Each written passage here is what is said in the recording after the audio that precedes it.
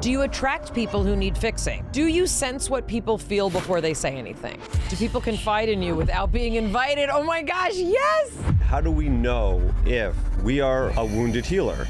As a child, did you feel that you were older than your age? Were you also the black sheep? We're talking about people who have a particular wound who then also want to transform that into helping others. What if those wounds are the very thing we need to fulfill our life's purpose? We're trying to encourage people to see wounds as possible openings. One's ability to help others often comes from places that you yourself were hurt.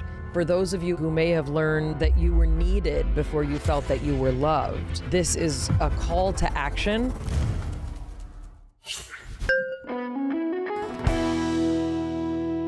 Hi, I'm Mayim Bialik.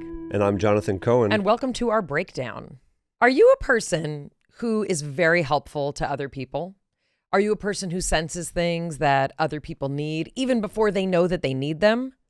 Are you a person who's experienced a tremendously complicated and interesting journey on your way to helping others with their complicated, intense journeys? If so, you might be a wounded healer. Maybe you're a person who's always felt like you have strong intuitive ability, but you weren't sure where to channel it.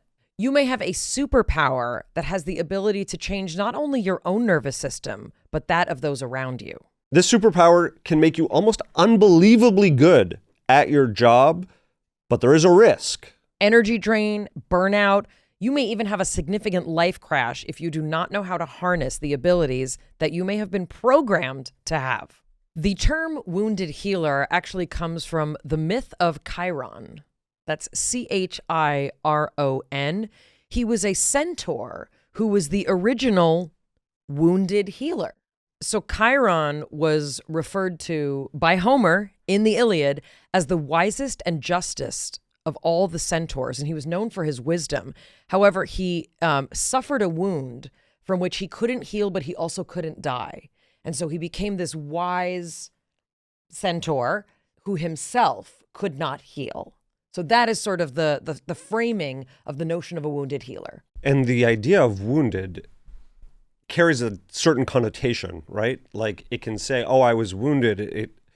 I'm defective in some way. There's shame associated with it. But what if those wounds are the very thing we need to help us get to where we're going in life, to fulfill our life's purpose? You know, the term, you can only spot it if you've got it, which is a term you love, right? It's like we have to go through some of these very difficult, challenging experiences in order to be able to show up in life and to be able to be effective.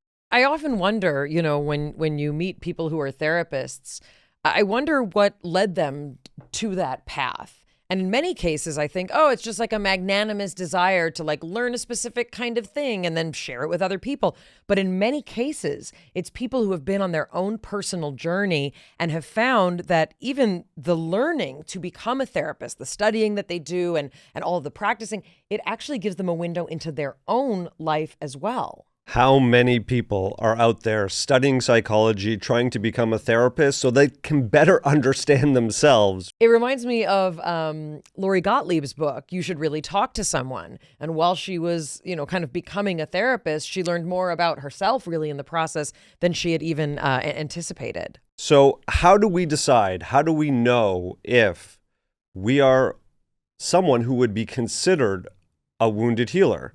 And what does it mean for you to know that information? How does it change your life? How does it change what you're motivated by? Sometimes the desire to help other people may be an overcompensation. Jung described this notion that one's ability to help others often comes from places that you yourself were hurt. Maybe you were overlooked, you were overwhelmed, left to figure things out on your own, and all of those places then become the jumping off point for you being able to help others. If someone is like, wait a second, how do I start to know if I am one of these people? Here are some characteristics that you may relate to. Okay. As a child, did you feel that you were older than your age? You've often said you were a very old soul. People talk about that, being an old soul. Let's just turn it into, have you been referred to as an old soul? Were you the counselor, fixer, mediator in the family? I'll add one thing there. Were you also the black sheep sometimes? Oh, interesting. The scapegoat of the family? Did you feel responsible for other people's emotions? Were you hyper attuned to subtle emotional shifts in the room? Did you feel compelled to help or heal even at your own expense? Now, you might be looking at this list and saying these could be also the things that happen if you grow up in alcoholism, if you grow up in a home where someone has a mental illness, if you grow up in a home even where someone has a chronic illness and you become the person that's sort of doing all these things. You have to remove your needs because someone else in the house has a more urgent need. Correct. So the idea wouldn't be that these are the things that make you wounded, but the idea would be that you may have a circumstance that created in you both a desire and early imprinting into not just how you do these things, but the impact that it has on other people. And this is the part where codependency enters the conversation. Did you feel that you had a power to heal other people? And that if you did not act, things wouldn't go well. The house couldn't run.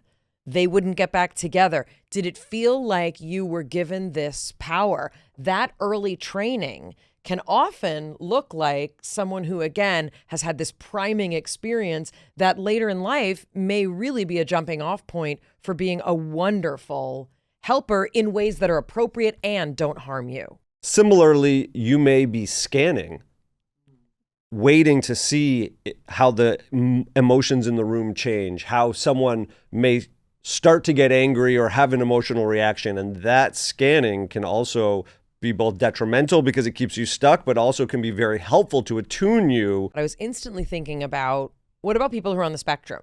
What about people who don't pick up emotional cues? What about people who are not necessarily in tune with how the room shifts? I would argue that what they lack in potential processing cognitively what's going on, they may be very aware of and react to somatically. Internally. One thing I wanted to also touch on, feeling older than your age as a child or being told you have an old soul is such a double-edged sword, right? Because it's an acknowledgement that you carry with you some kind of wisdom, experience. It's code. That may translate beyond your years. For example, I always had older friends. I always thought my brother's friends should be mine. I connected with an older group of friends, especially after my brother's accident. I had a very hard time relating to kids my own age, and I would often find myself in a much older crowd. Right. And you've described this. That can actually be, I don't want to say dangerous, but it can be dangerous. It can be dangerous because it places you outside of the normal trajectory of what someone that age should be experiencing. And while you may have ways of connecting, you may be mature, you may have insight that other people don't have your age, you don't have all the experiences. I wonder if sometimes that is an indication that you have lived lives that have given you, I'm just going to say it, a sense of wisdom, some sort of historical knowledge. I mean, I've had like healers and stuff say like, you've lived many lives. And there seems to be something about certain personalities, and people always assume like, oh, were you an indigo child? I was like, no, I was a very obedient, not indigo child kind of kid. But I do wonder if there's something energetic that other people are picking up on. Would you like to know how many past lives you've lived? Sure. If you're just listening to the audio, you didn't see the eye roll that happened there. Yeah. How many past lives have I lived? Over 1,000. Has everyone lived over 1,000? No, some people are brand new here. How do you know that? How do you not know it? Okay. We've talked about therapy, but there's also many other professions where this kind of wisdom and insight can be helpful. Caregiving. When we spoke with death doula, Martha Jo Atkins, she described that for many, the caregiving process is one that heals not only the person you're giving attention to, but yourself as well. Nursing, teaching, obviously spiritual or energetic work, And even activism could be forms of let me fix something. I know what's broken because I feel it. Let me go out and fix it.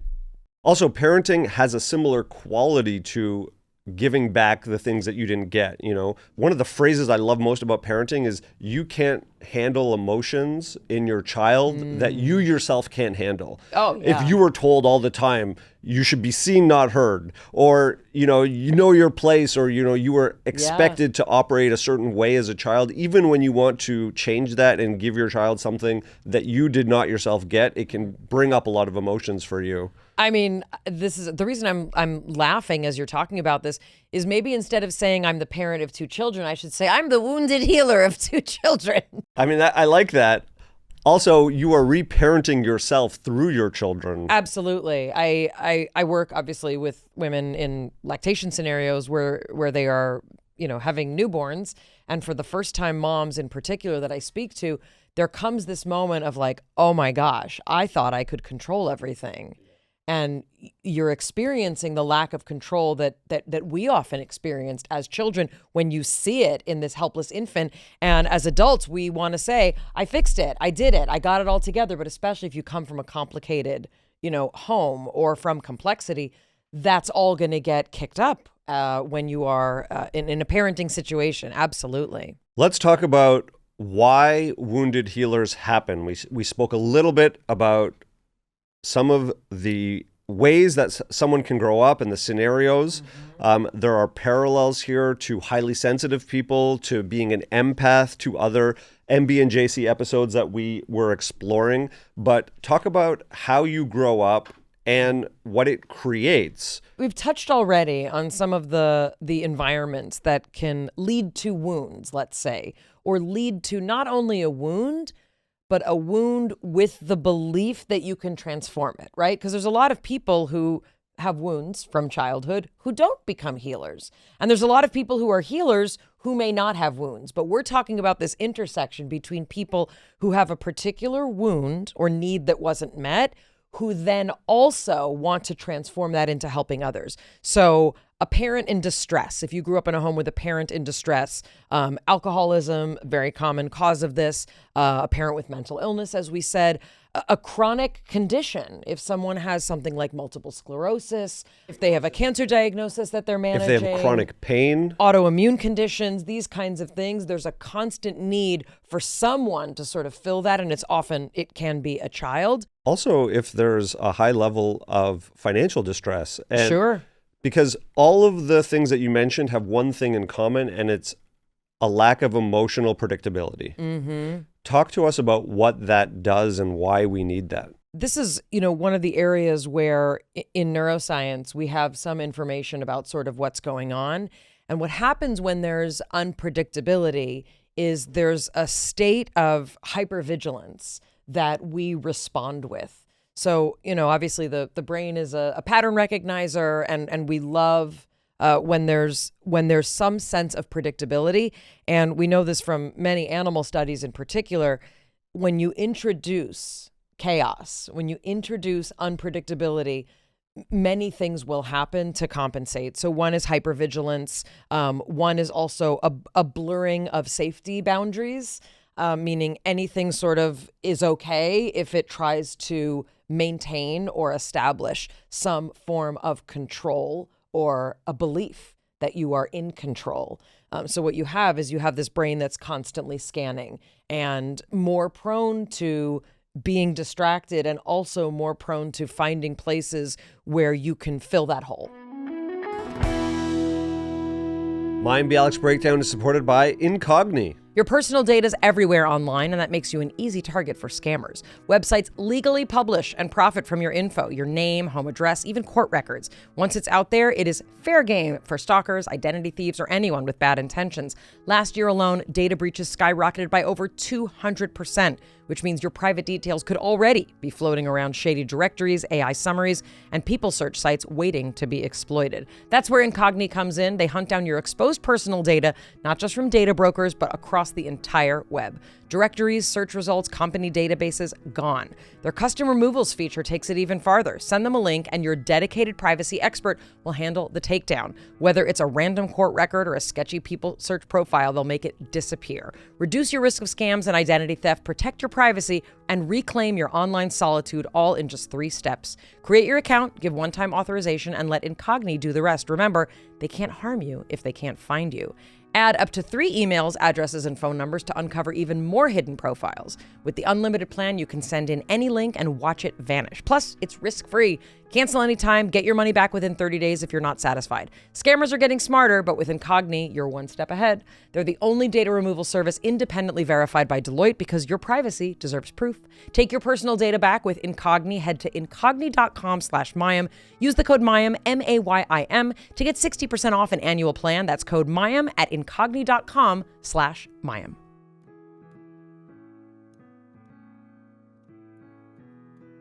Mayim Bialik's breakdown is supported by Array. I remember my first gray hair. It was one lone gray hair. My hair was really long, and I remember plucking it out. It was astounding. So, of course, if you pluck it out, they just come back. They come back and they bring friends. And of course, gray hair feels coarser and like frizzier than the rest. And I've tried like having to like color around them when I've had to do jobs, but I've had to kind of accept grays are just like the new reality. But what if you could actually slow them down, keep your natural color longer, and get thicker, fuller, shinier hair in the process? That's what RA does. RA is clinically proven to slow gray growth, support repigmentation, and promote thicker, fuller hair in as little as 3 to 6 months with consistent usage.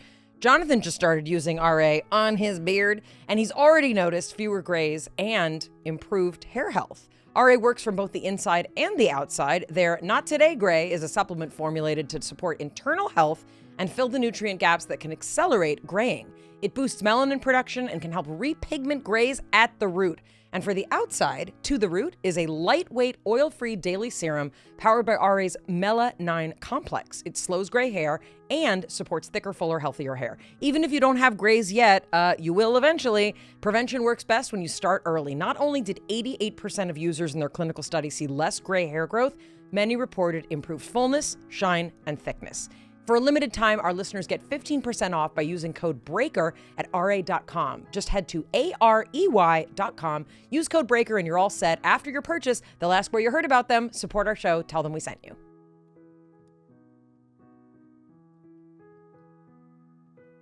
Mayim Bialik's breakdown is supported by Mudwater. Jonathan and I love Mudwater. We've loved Mudwater for years, but I'm super into the turmeric latte, and I sometimes add a little agave to mine if I want a little more sweetness. We love how it makes us feel energized without the jitters, and it makes a difference in my sort of typical brain fog. We'd go so far as to say it's the best tasting functional mushroom blend on the market and with the best results.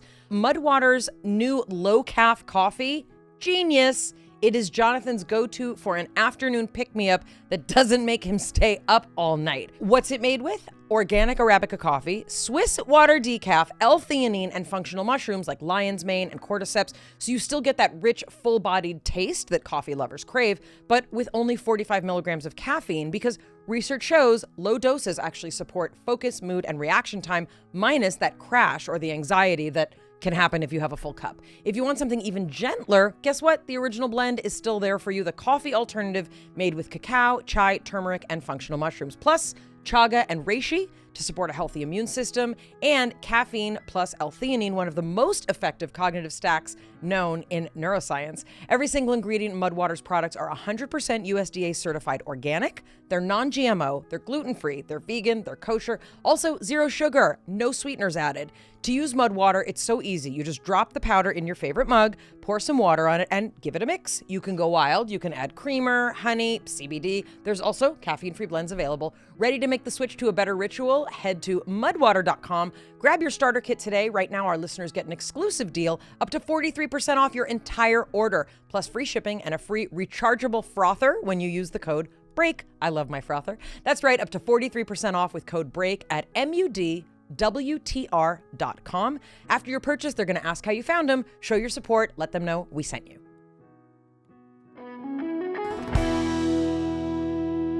What does it mean to fill that hole? One of the things that makes us feel better when there's unpredictability is finding places where we matter. And when I think of this in terms of relationships, right? Like, why would someone who's raised like this, let's say, pick someone who needs a lot of maintenance in a relationship, right? It's because it gives you a purpose. It gives you something to do. It gives you this false sense of like, oh, well, they're a mess. I'm going to clean it up for them. You often hear this. I feel like Valerie's going to nod her head when you hear women who are with men who need a lot of upkeep. They need a lot of like monitoring, and they like need you. They're always like, do this for me, do that for me. I can't take care of this myself. And there's often a partner who wants to fill all those like, oh, I'll do that. I'll do that. I'll take care of this for him. I'll make his doctor's appointment. I'll encourage him to eat right. I'll do this. That kind of relationship, which we would define as one that has codependency, involves a lot of these components too. Hypervigilance, always being available for that person. And this can happen obviously in any kind of relationship, not just man and woman. And what's important about these characteristics to recognize is that you can give, you can support, you can be an amazing partner, you can be an amazing therapist or a healer, a nurse. But if it's coming from a place of this open wound, you may be putting yourself at risk to overgive, to not have it feel reciprocal. The importance of knowing the wounds that we have are so that we can address and tend to them internally and ourselves, and then operate in the world as a more integrated person, right? Like when we're operating from a place where we're trying to fix ourselves through external action, it can be a recipe for setting us up for failure.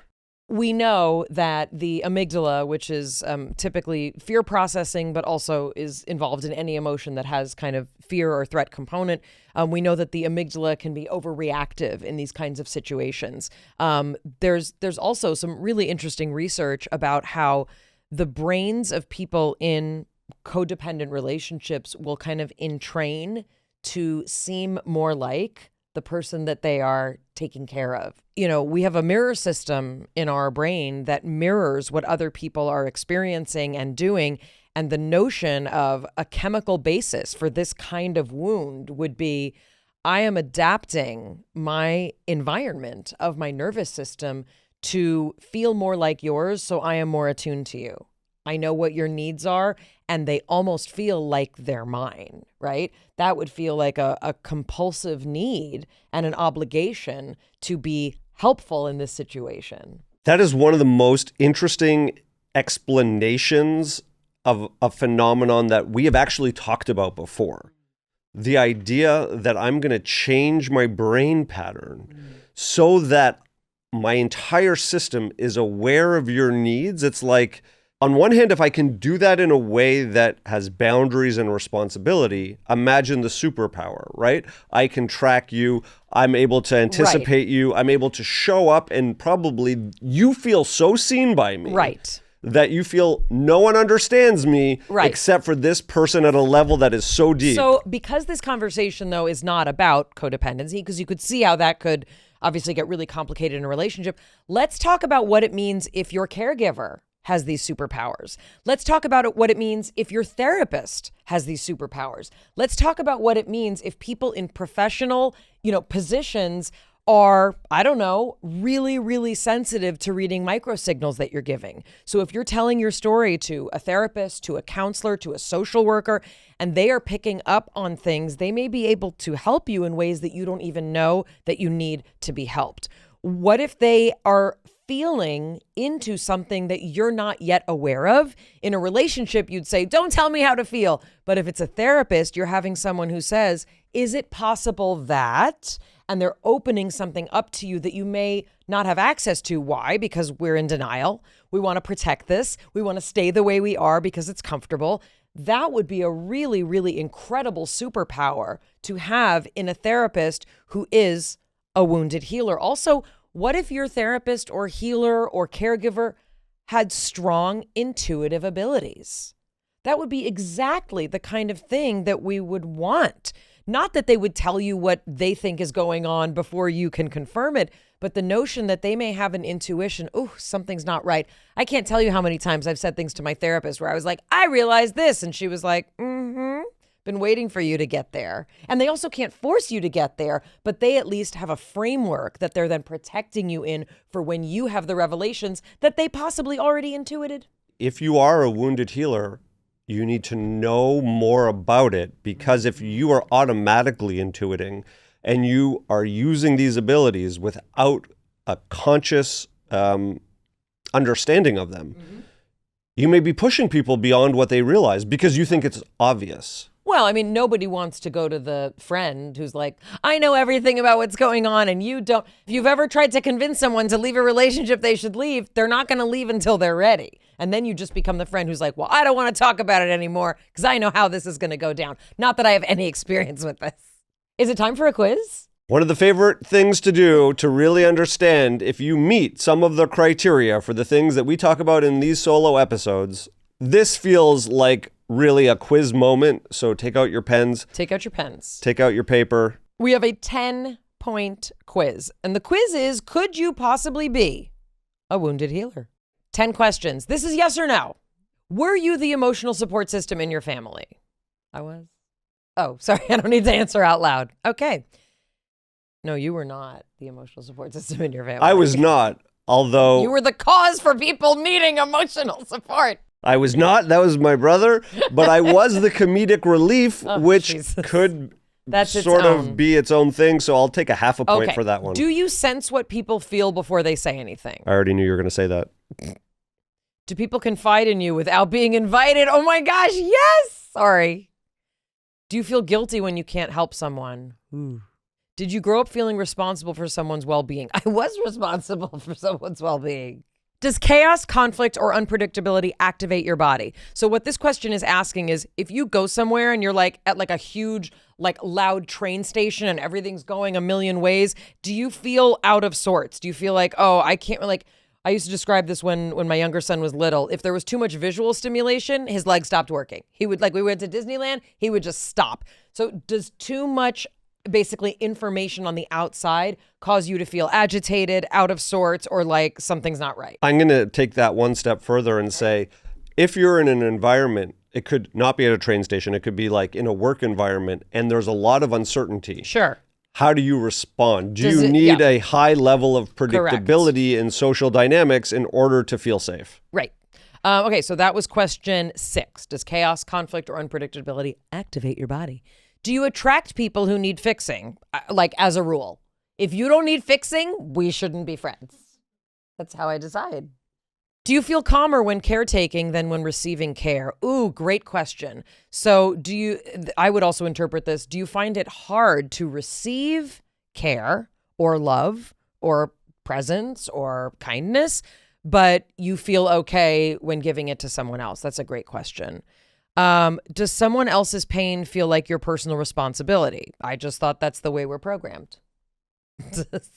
Oh, you're hurting? We're all hurting. That's what it feels like. Do you choose careers or relationships where you're needed? If you scored between 1 and 4 yeses, you are sensitive. Congratulations, but not necessarily a wounded healer.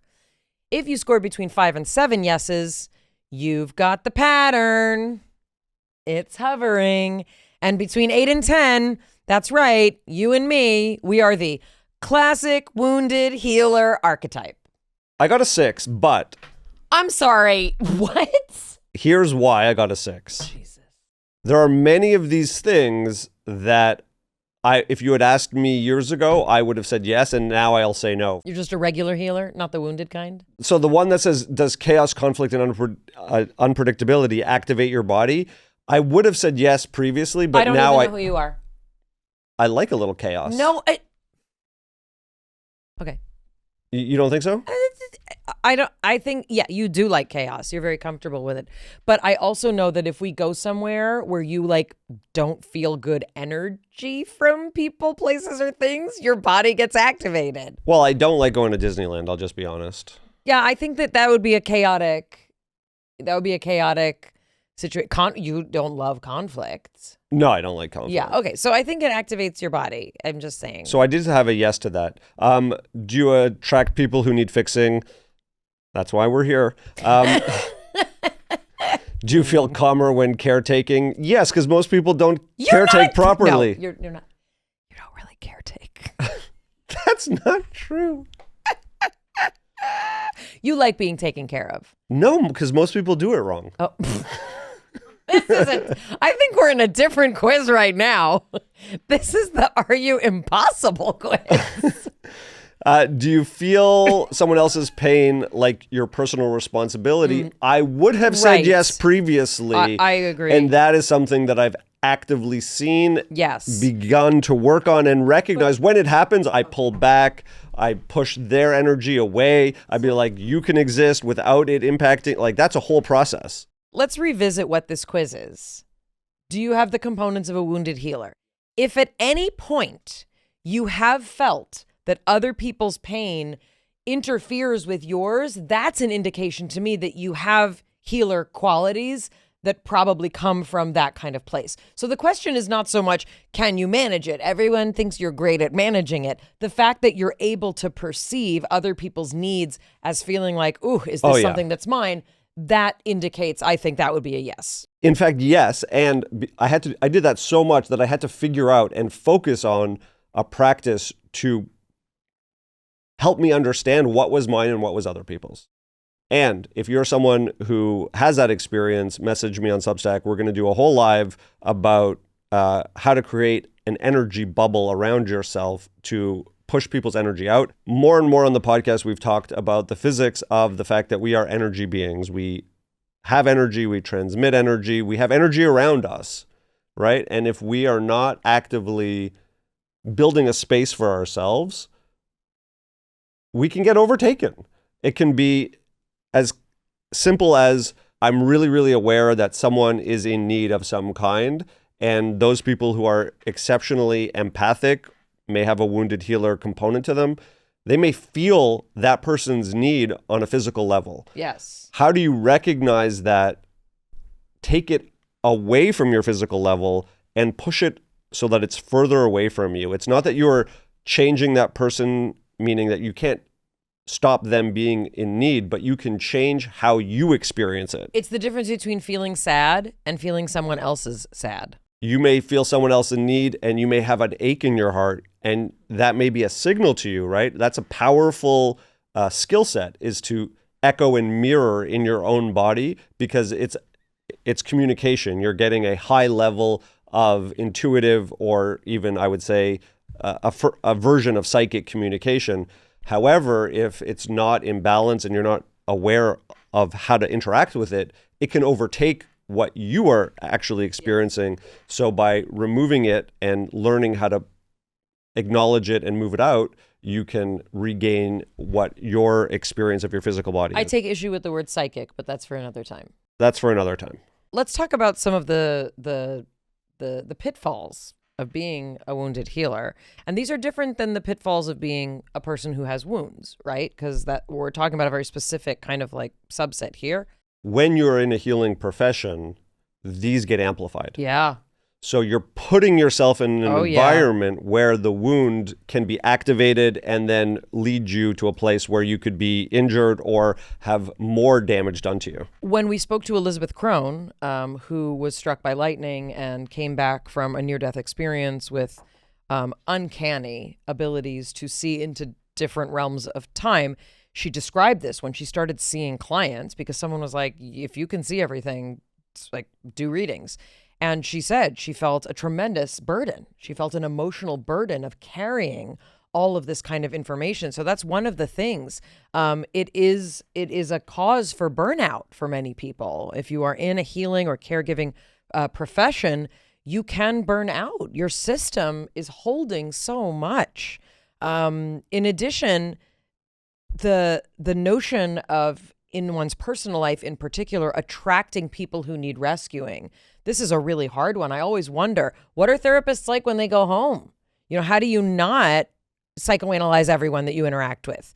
How do you be a person who's dating if you're a therapist and you have intuitive abilities? Like, how do you make those distinctions? And it can blur the line. And in many cases, I do know people who, are therapists, but kind of in their off time, they also do a lot of caregiving because you have wisdom, you have this to give. And there's a need for really strong boundaries there so that you don't, burn out or overgive. Another way of explaining that would be, how do you ensure that the people in your life are giving you the same support that you are giving to others when you're used to being in the support environment, especially if you're trained to see those patterns deeply? And also, can you just turn that off? How do you make sure you're not just collecting people who you would otherwise be seeing in therapy as your friends? Oh, that's hard, especially in LA.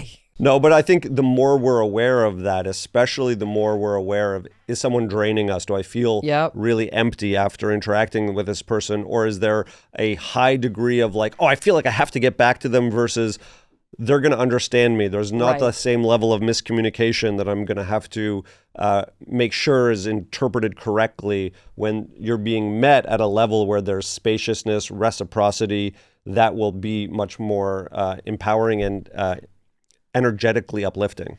I want to touch on also, again, some of these superpowers and how it can be a real strength to be a person who both has experienced some wounds and who then has the capacity to transform that into healing others and seeing things in others that they may not see. So we already talked a little bit about, the ability to manage the acknowledgement of microsignals, to be able to have intuitive ability, pattern recognition.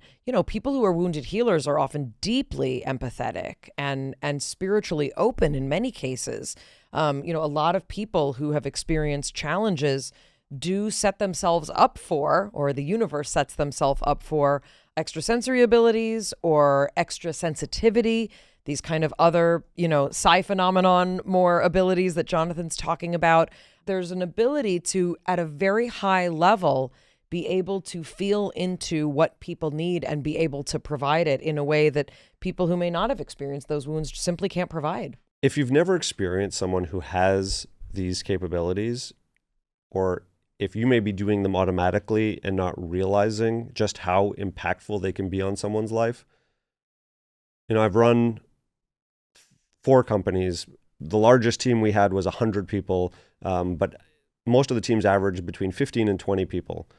And the amount of miscommunication that happens even amongst awesome, talented people, just to clarify what the goal is so much, and it actually can derail and add sand in the wheels. And that is true with all of life.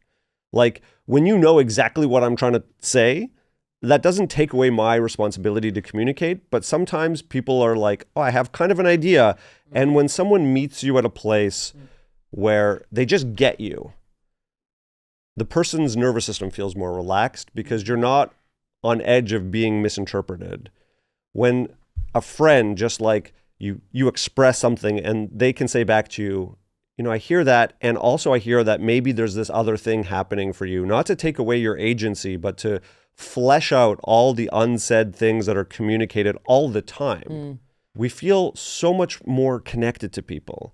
And we can then even feel more connected to ourselves, because instead of trying to get the sand out of the gears of connection, you're actually felt, seen, your heart opens, you relax, and you're like, well, what else might there be to talk about? And you've experienced this. You and I have even practiced saying, holding off any type of misunderstanding and saying, what else? In any environment where you are experiencing the possibility of connection, meaning being able to connect, being able to help, whether it's in a professional capacity or even in a personal capacity, we're trying to encourage people to see wounds as possible openings and places where they have the ability and the power to create these kinds of connections that really can diffuse a situation, give people a sense of belonging, and help things move smoothly. So it's not just in that interpersonal realm, it also echoes out into these larger situations. When we are witnessed, it's the slit experiment. From a spiritual standpoint, if you extrapolate that, when someone is witnessing us, we do change. When we're operating by ourselves, we can love being by ourselves, but when someone sees us at that level, I do think it has a mode of healing, which is why so many people who have this ability move into these professions. Absolutely. And that is, again, kind of the superpower that we're trying to reframe this as.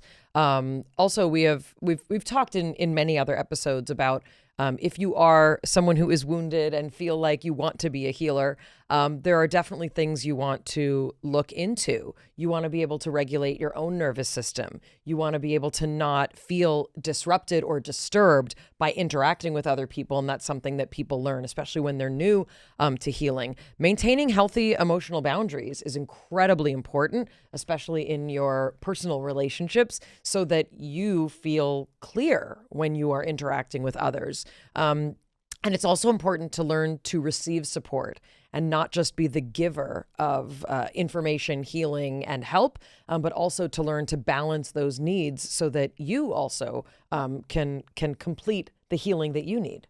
Because a lot of people will attract takers or attract people who need that saving, and it can feel good at first to play that role because you're applying all the skills and abilities that you naturally have, but you have to be careful. Is it ultimately draining you? Are you being matched with someone who is going to be uplifting, be energetically supportive? For those of you out there who may have learned that you were needed before you felt that you were loved, this is a call to action for you to remember that just because you are useful to others, just because you are helpful to others, it doesn't mean that there's not still things in you that need tending to. We're giving a bit of an overview here in this episode.